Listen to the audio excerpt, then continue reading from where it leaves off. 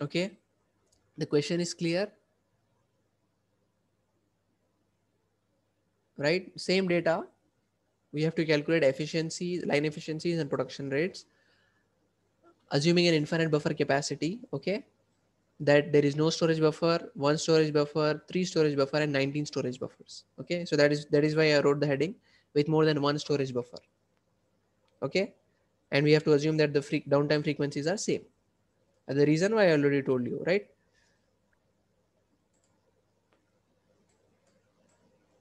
So if the question is clear, then we can move on, right? Line efficiency and production rates for cases A and B have already been calculated in previous problems, right? Still we are keeping it because E0 we found to be zero point 0.6, right? And production rate was 0.6 by, what is that? What is the formula for RP? They've been calculating like for the third time, right? Production rate is efficiency divided by ideal cycle time, TC. That is 1.2. But because that was in minutes, we're converting in hours. Therefore, this total term is TC itself, 30 pieces per hour. Okay. One storage buffer, that means two stage line, right? Why? I already told you. If you have it in between, one stage on the left side, one stage on the right side, two stage. So E infinity we found to be 0.75. And production rate, E by TC, you get 37.5 production rate, pieces per hour. Okay.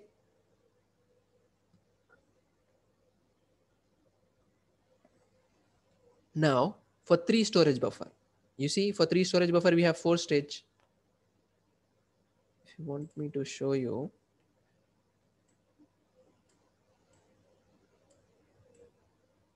okay, these are your storage buffers.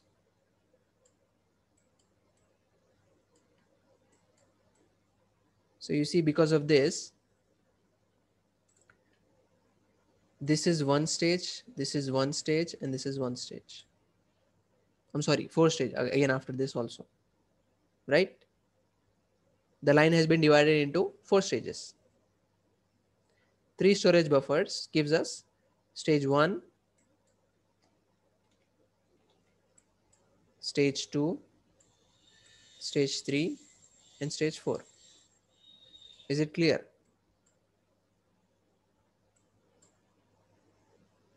Okay, that is why I told you if there are n storage buffers, you have n plus 1 stages. Okay, so clear.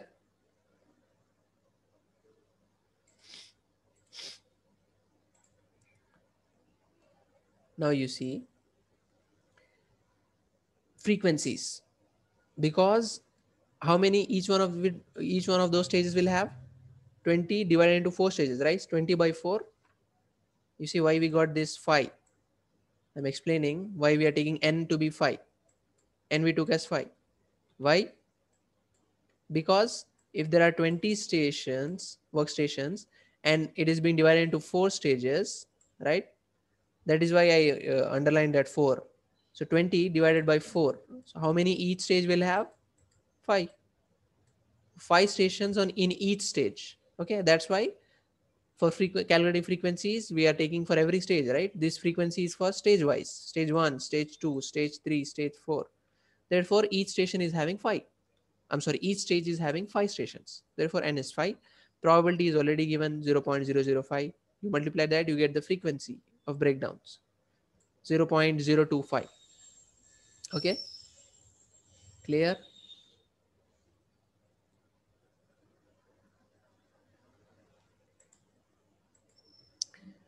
Okay, and then average production time, TP is TC plus FTD, because F has changed, right? That is why TP has changed. Otherwise we would have taken the same value from before.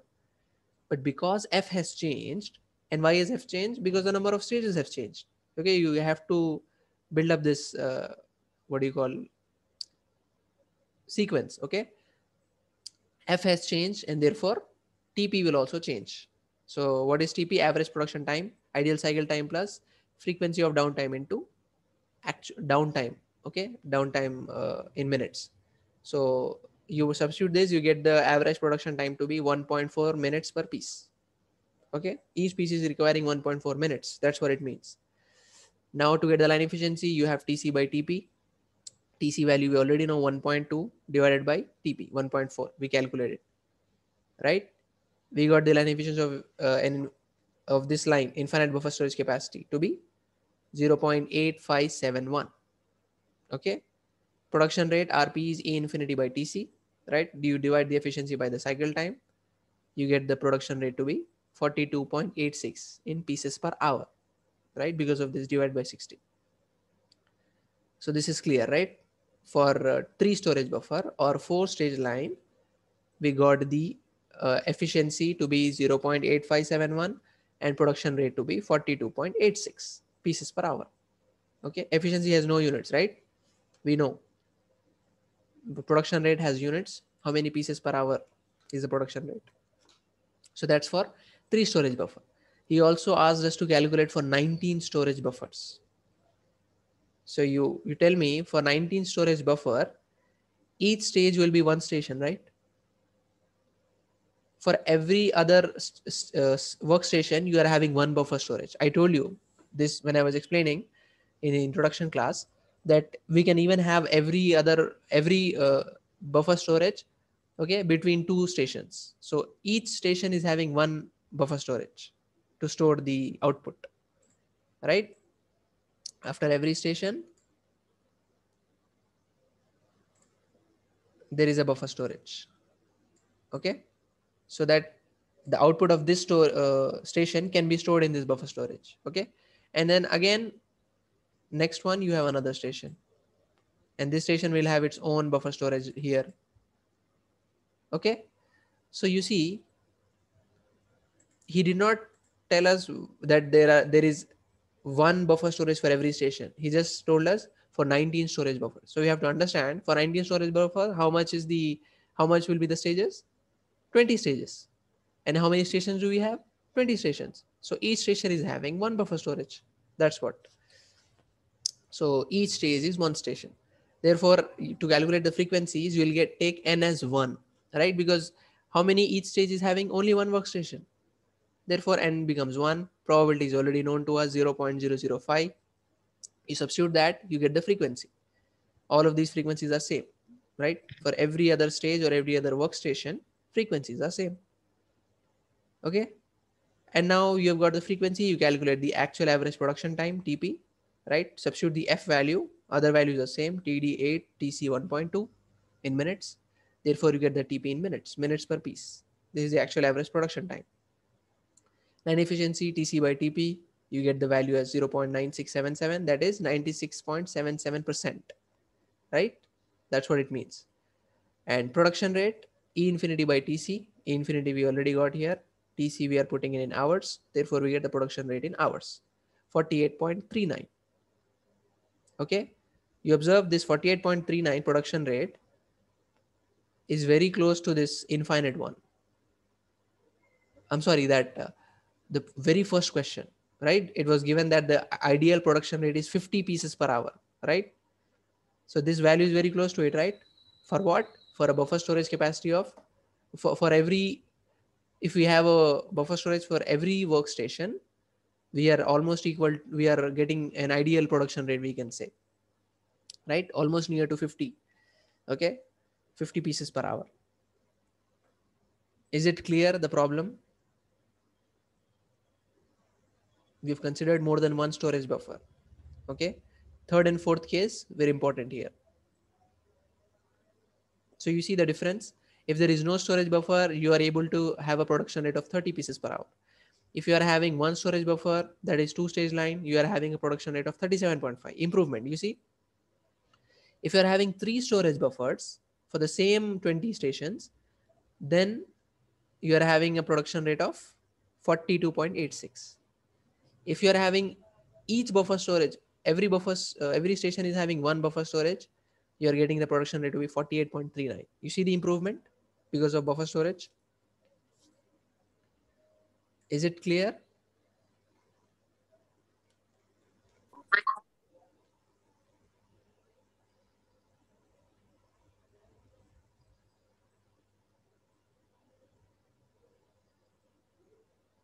Any doubts, you please ask.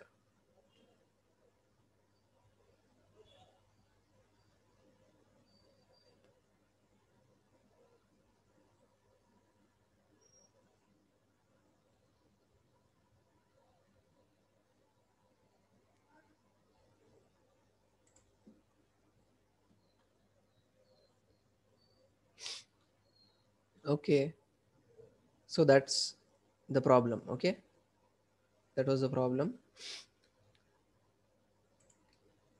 And now the last topic in your third unit is partial automation. Okay, so you see, the reason we are calling it partial is because we're only partly automating. Okay, so for any industry, either it be, I mean, even not just assembly, okay, even for processing, they are in the industry we have the combination of automated and manual workstations, right? I told you that not all of the stations are automated, not all of the stations are manual. We have combinations, right? Why do we have to have combination? Because this combination itself is giving us partial automation, right? If they are completely automated, then you will call it complete automation, but you're calling it partial automation because some workstations are manual, right? And why do you want to have the combination? For two major reasons. These are the two major reasons. Okay, that if demand for the product made on a manually operated line increases, then the company will look into that. We want to have more production and reduce labor cost. Therefore they want to automate more and more of their manual workstations, isn't it? And simpler operations are automated first, right, and then transition towards a fully automated line. So they start from simple operations. How do we automate this? And then they will move on for the complicated ones, accomplished over a long period of time, isn't it? Yes, this is exactly your automation migration strategy, right? In our automation migration strategy, we saw that we are gradually introducing automation, right? Phase 1, phase 2, phase 3. Phase 1 was only manual stations. Phase 2, you have some sort of automation, that is, workstations are automated but material handling is not automated. In your third phase, even material handling is automated. So not just the workstations, but also the material handling is also automated, completely automated system, phase 3. So you see, same principle, that migration strategy will help us to implement this. Okay, so gradual introduction of automation on an existing manual line is implemented through that automation migration strategy. Okay, so meanwhile the line operates as a partially automated system. So as and when all the manual operations are automated, the line will still be called as partially automated because it is not complete automation, right? And another major reason, some manual operations are too difficult or costly to automate, right? I told you that one of the reasons is either it is difficult to do that or uneconomical, right? When the sequence of workstations is planned for the line, certain stations are designed to be automated, whereas the others are designed as manual stations. So when you're keeping that transfer line workstations one after the other, I told you that you cannot even incorporate manual stations, right? And why? What was the reason that I told?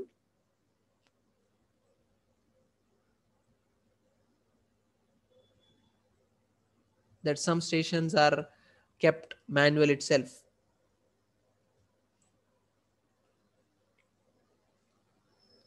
You see the second point, assembly or processing steps that involve alignment, adjustment, or fine tuning of the work units, right? They require these special human skills or senses, right? For example, uh, you see, I told you in inspection that humans are flexible, right? So they can they can inspect the products uh, like they're flexibly, right? That even for if you take a machine for inspection, then he will only inspect those that which was programmed, right? Any unanticipated or unknown, what do you call, random errors, if they are there, then the machine will not know it because it's not programmed to do so. So that can be taken care by the human because we have special skills, right? Special senses. So we can even take care of those errors, random errors also. Alignment, adjustment, fine tuning, right? Robots are not so able to do that, right? So any if there is more flexibility involved, then we'll consider humans, right? That's what. So that is why some operations are kept manual itself. Okay.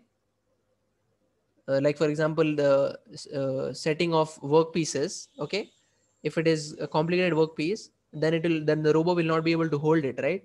You have to have that gripper, right, to be able to hold it.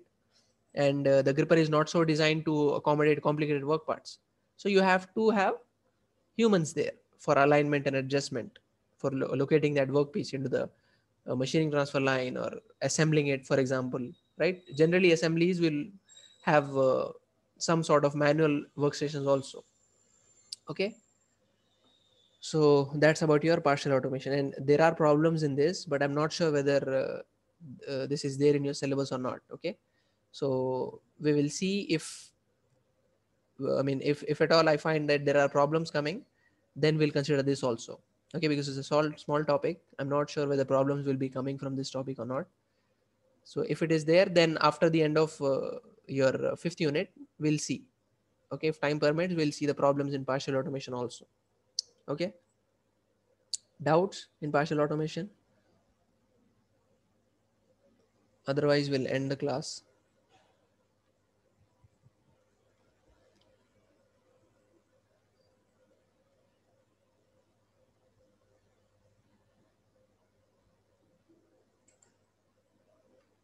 Okay, then we'll end the class. Thank you. You can join your next class.